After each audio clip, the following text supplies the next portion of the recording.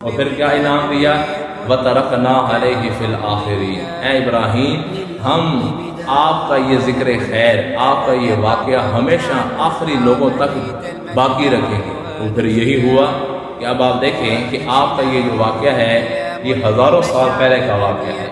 ये उस ज़माने का वाक़या है जिस ज़माने में मूसा अलैहिस्सलाम भी पैदा नहीं हुए थे, जिनको इस कायनात के अंदर पहली दफ़ा तौरात अता की गई।